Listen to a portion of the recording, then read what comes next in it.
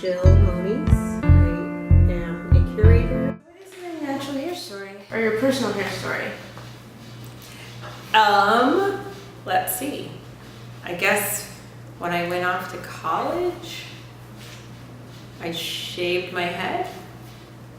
I had relaxed hair until that point, maybe, sometimes. And then I gave myself a mohawk in college. And then I think maybe halfway through my freshman year of college, I just shaved my head bald.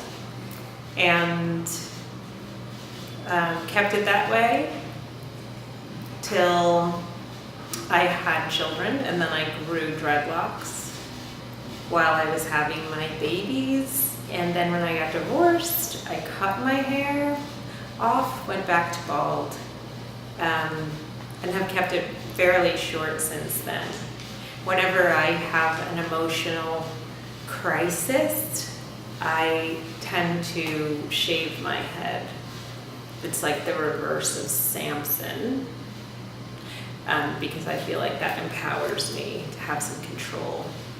So I keep it short. Since my mom passed away in January, I started letting it grow in some sort of weird as a weird marker or in kinship with her or something. I don't know. Anyway, it got a little wild and woolly, so I had to bring it back, tame it a little bit, and I'm on the cusp of shaving it all off.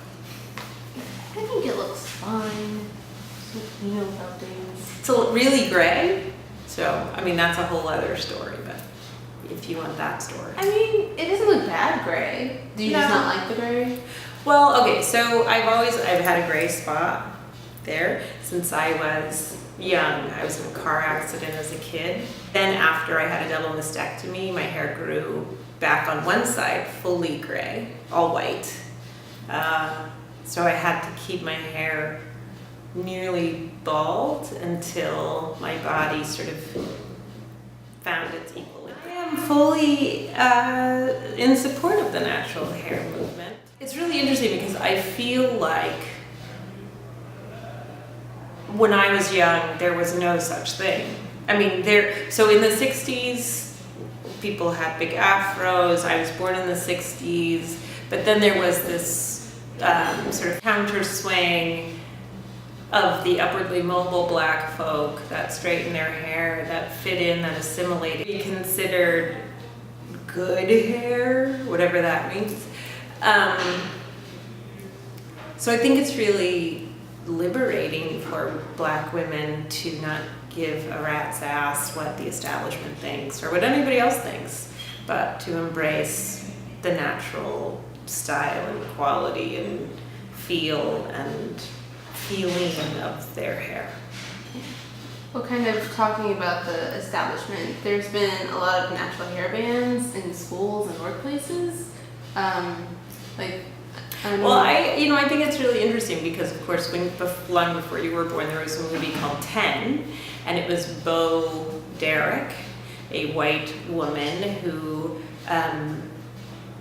in the movie, is introduced running down a beach with her hair braided in a Jamaican style of braid. Now, black women can't braid their hair and still be considered beautiful.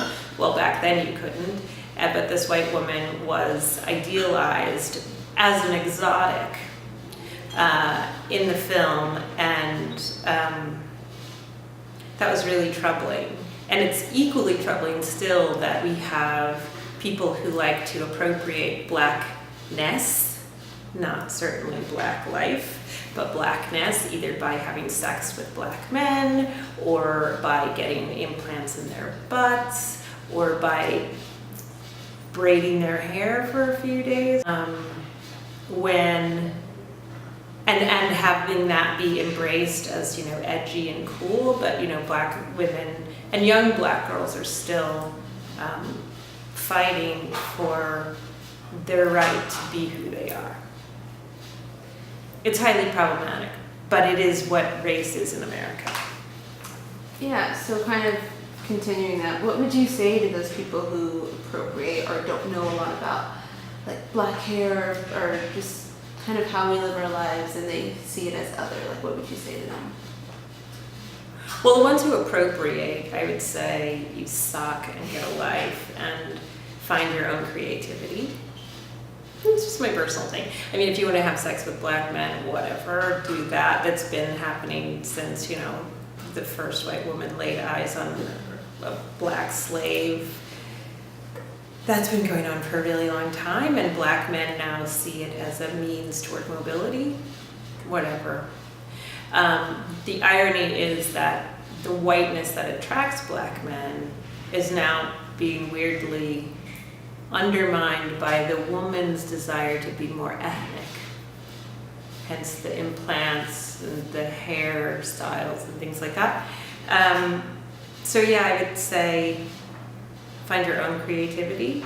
And for people who have not yet been exposed because they've been living under a rock, to black identity in its myriad manifestations, I would say that everyone has a right to their individuality and their identity. And I know those things sound contradictory, that if everybody has a right, then why not get the implants and do the hair thing and have sex with the black men thing?